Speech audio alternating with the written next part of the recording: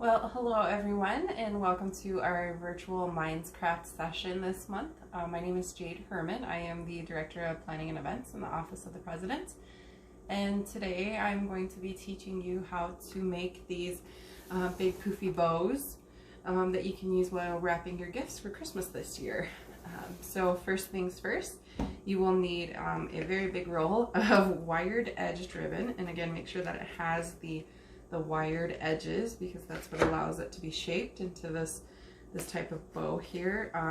Sometimes when you're first learning how to make these bows, it is easier to use a ribbon that is printed on one side and blank on the other, just because it helps you keep track of which side should face out while you're making the loops. But of course you don't have to do that either. Like this one is not printed, it's obviously kind of see-through, so yeah. You will also need a pair of scissors and potentially a pipe cleaner or some wire, some string, something that you could use to tie off the bow. I'm actually going to show you a different method of how to finish it at the end, but sometimes when you're just learning how to make these, it is a little easier to use a wire or something to finish it. So yeah, I guess I kind of have a package here prepped and ready to go. I just did the ribbon that I'm going to use for the bow here around all four sides of the package, and I left the two long tails here. We will use this to attach to the bow at the end. So let me put that away here. So to get these started, I'm just going to unravel a bunch here.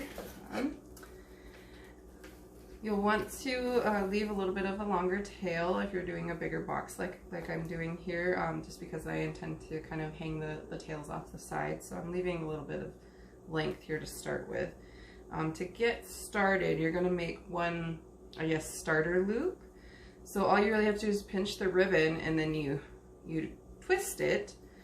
This one I twisted away from me, and then you just kind of bend it. I don't know how else to explain that, and you make one little small loop. You bring it back around here, and you twist it again, and you just hold where you made your two twists together with your index finger and your thumb, and that's your starter loop here. So I guess the way that I do these, it doesn't really matter how big you make your loops to start with. I tend to start them out a little bit smaller and then gradually work my way up to the width that I'd like to use for whatever package I'm wrapping. So I think this one I'll probably start with maybe 6 or 8 inches or so long, and again you just make that loop. You pinch the ribbon together and you twist it towards you, and then you add your twisted part to the others that you already got started.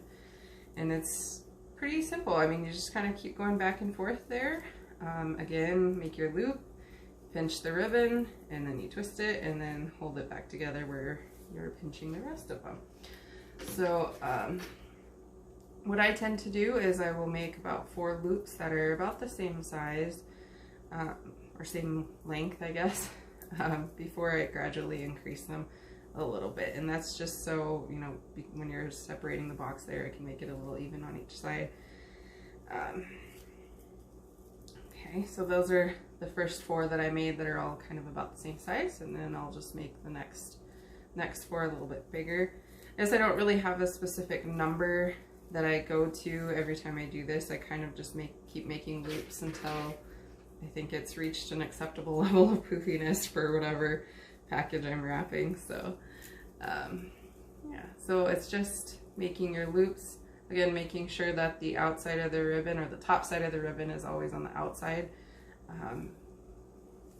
and you just pinch and twist and keep gathering it together there in the middle and holding all of the twisted parts together with your index and your thumb.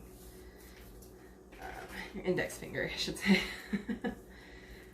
Okay, so I'm going to go a little bit bigger again, and this is kind of a bigger package that I have, so I will probably do more loops than I did on this first one that I showed you here.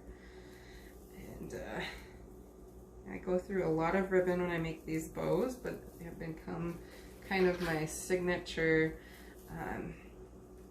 style, I guess, on any packages that I wrap for Christmas. So pro tip, if you are going to start using bows like this on your gift wrapping, start buying the ribbon when it goes on clearance after Christmas, because it does get a little expensive. I go through lots and lots of rolls every year, and it's on the ground, so it's a little easier to unravel there. It does get a little twisted, so I'm straightening that out. This is a trick that I learned when I was working in a flower shop when I was in high school, and I kind of just adapted it to my gift wrapping. I bent it there. Again, there really isn't any scientific method for how many loops you need to make. You could keep it to 2 if you just wanted to do a simple bow. You could just go crazy with it. Just do whatever your heart desires. As you can see here, your ribbon does tend to get a little twisted after going back and forth so many times, so that could be a little confusing, but just keep straightening it out as you go along and you'll be fine. This particular ribbon also has glitter on it, so there is currently glitter everywhere, which is probably also another signature gift wrapping thing of mine. I tend to use a lot of glitter on things. I like sparkly things. So. Alright, let's see here. I might just do 2 more. One of the things that I do need to point out is the more loops that you get, the harder it is to kind of keep them pinched together in the center like I'm doing. So the bulkier it gets, the harder it is to kind of keep them all together. So, alright.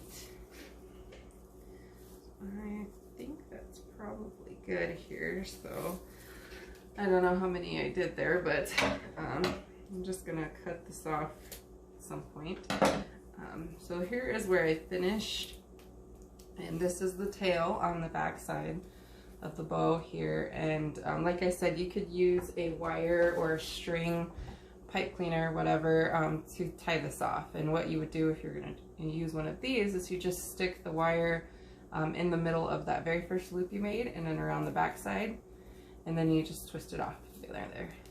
However, I also do it this way. I don't know why I started doing it this way. I guess maybe to use less material or something, but I just kind of take that back tail that I finished with here, and I just hold it really tight there, and I pull it through that center loop that you started with, and make sure that it goes on top of the tail in the front, and then just slide that under your thumb there, keep holding it together. And then I pull that back tail back around the back. And then I take the tail that was on the front and pull it the opposite direction through that center loop. And again, run it to the back. And then I just tie those 2 tails in a simple knot there.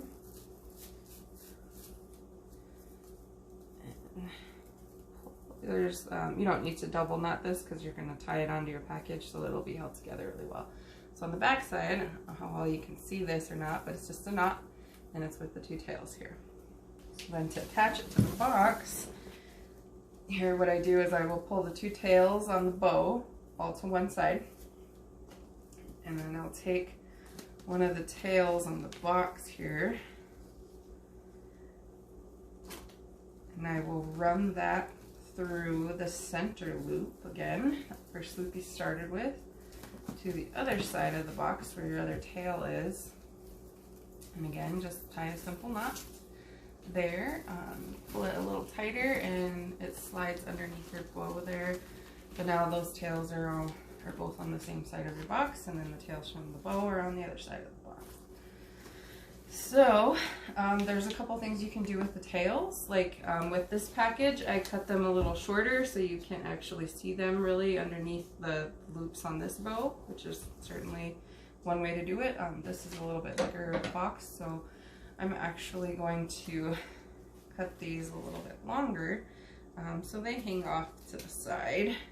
You know, there's no real requirement for which way you go, just again, whatever your little heart desires.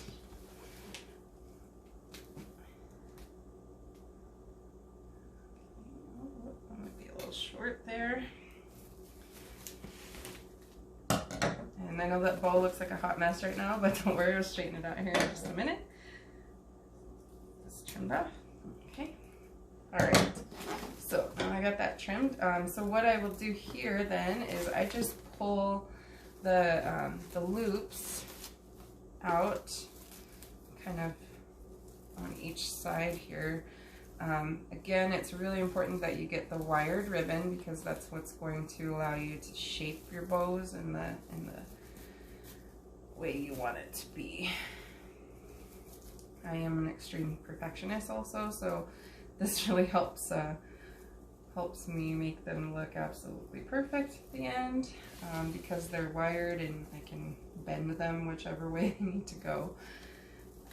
Yeah, so that makes my little heart happy.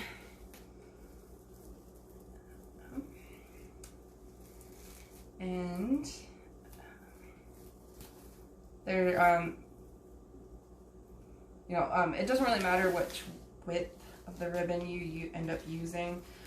This one is about 2 inches long. You can do this with even smaller ribbon if you want, but it just needs to be that wired edged ribbon again. And then I've used wider ribbon as well for bigger packages. It just gets a little harder to hold it together, but you know, as long as you're pinching it tightly in the middle, you should be fine with whatever width you want to use. Fair warning, if you use something that has glitter on it, you're gonna end up with glitter everywhere. My hands are so sparkly right now, which I thoroughly enjoy, but some people don't like that. So, well, that might not be too bad there. So, yeah, that is a pretty poofy bow here. And I still need to put a gift tag on here, so I will leave those tails hanging off. But there's the finished product. And again, you could go as big or as small as you'd like if you wanted to keep it a little simple. If you want to keep it a little more simple, make your bow a little off-center, whatever you wanted to do. Feel free to have fun with it. Enjoy. If you have any questions, you all know how to get a hold of me in the President's office. Otherwise, I hope you have fun wrapping your gifts this year, and I wish you all a very Merry Christmas. Thanks for joining us.